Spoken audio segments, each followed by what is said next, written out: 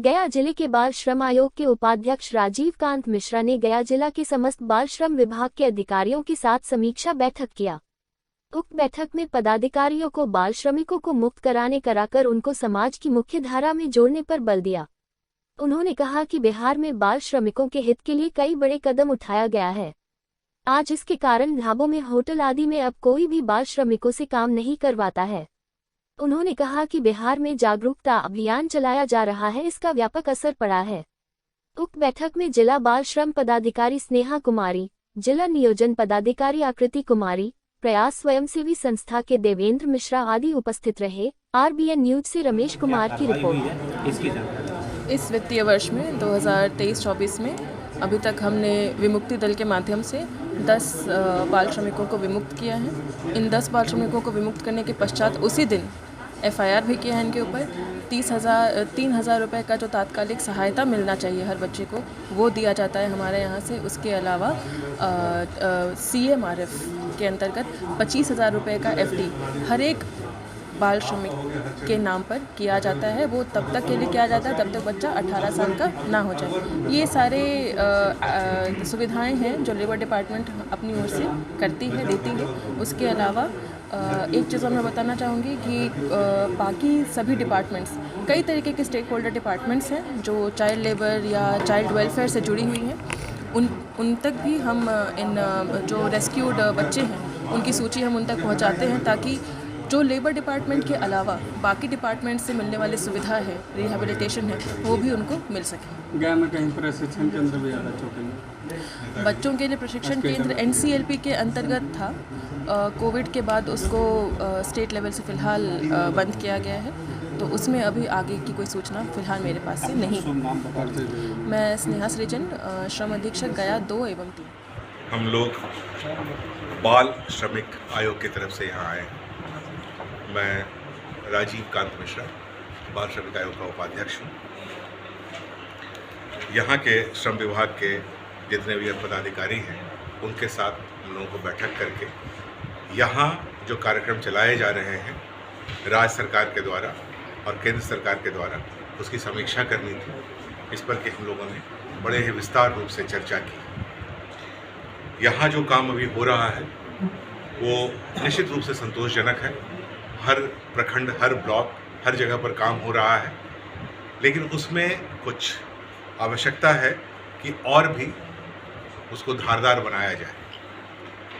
ये सब लोगों की जानकारी में होना चाहिए कि बाल श्रमिक एक अपराध ही नहीं, हमारे समाज के लिए एक अभिशाप भी है। और इस अभिशाप को दूर हम तब करेंगे जबकि समाज के सभी वर्ग के लोग इस पर मिलकर के काम करेंगे। विभाग अकेले कुछ नहीं कर सकता है। और हमारा उद्देश्य सिर्फ ये नहीं होना चाहिए कि हम बाल श्रमिक को विमुक्त कर लिए।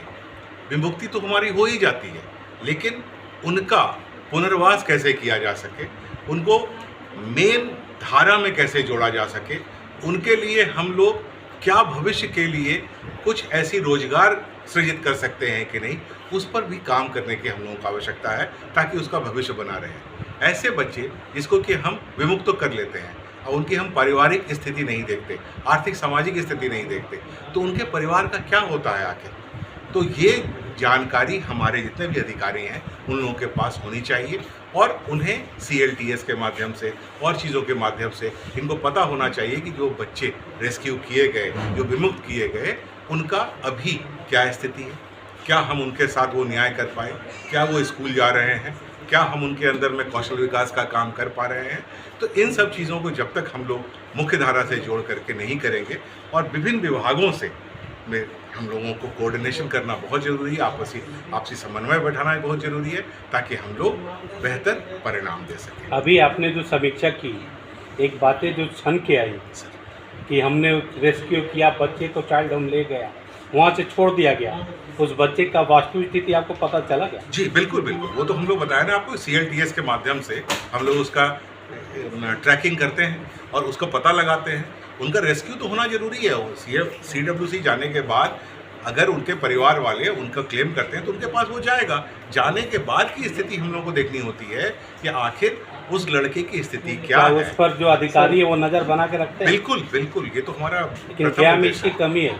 गया में इसकी आपको कमी नज़र आ रही है, इसके लिए हम लोग जरूर दुरुस्त करेंगे, सबको बिल्कुल करेंगे। चाइल्ड लेबर जो है वह ज़्यादातर होटल और छोटे कारखानों में देखा जाता है, बट बहुत सारे रेस्क्यू भी होते हैं, उस पर एक्शन नहीं होता जिस कारखाने या फिर होटल में काम हो रहा है। आपको कहाँ से ये जानकारी मिली है ये नहीं पता, लेकिन अगर बच्चा रेस्क्यू हुआ है तो ये अधिकारी को निश्चित रूप से वहाँ उनके ऊपर FIR करना, उनके ये सब करके ही वहाँ से आएंगे। अगर आप इसकी जानकारी लीजिएगा तो आपको पता चलेगा जहाँ जहाँ भी रेस्क्यू हुआ है वहाँ कार्रवाई निश्चित सर रूप से FIR के अलावा बड़ी कोई मतलब एक्शन नहीं लिया जाता उस पर, होटल वगैरह पर? सर ये तो बड़ा यहाँ में सबसे ज़्यादा बुनकर नगरी पटवा टोली में जी। छोटे बच्चों से सबसे अधिक काम लिया जाता है। अच्छा, और जब वहाँ पर हम लोग जाते हैं तो ये कहा जाता है कि हमारे परिवार है, तब तो क्या ये कानून है कि अगर हम अपने परिवार के छोटे बच्चों से काम ले सकते हैं और बाकी लोग से नहीं ले सकते हैं? नहीं, परिवार को अगर आप स्किल डेवलपमेंट करा रहे हैं, उसके साथ उस रोजगार के साथ जुड़ा हुआ है, तब आपकी अपनी कोई सीमाएं हो जाती हैं उसके साथ, ये आपको देखना पड़ता है। तो इसका ये फ़ायदा उठाते हैं वो लोग, लेकिन अगर वो बाहर से ला करके काम करा रहे हैं, कोई ऐसा कानून नहीं बनता कि आप जो चाइल्ड से जो काम करवा रहे हैं आप गार्जियन होके, हाँ। तो अन्य लोगों पे जो कार्रवाई होती है हाँ। वो धारा उन पे क्यों नहीं लगता? वो धारा इसलिए नहीं लगता है कि मान लीजिए अगर उनका पारिवारिक कोई व्यवसाय है जिसके अंदर कि उसको स्किल डेवलपमेंट हो रहा है, साथ में वो काम कर रहे हैं, तो उस तो पर साथ में काम करने का एक सीमा भी तो होना चाहिए। सीमा है, बिल्कुल। उनको पढ़ना जरूरी है, उनका स्कूल जाना जरूरी है, वो उसके बाद के समय में वो काम करेंगे तो उस पर उनके लिए एक्स्ट्रा ये होता है। लेकिन उनका स्कूल जाना और उनका और काम करना वो उनके लिए जरूरी है। उनका बचपन हम उनसे नहीं छीन सकते। Thank you.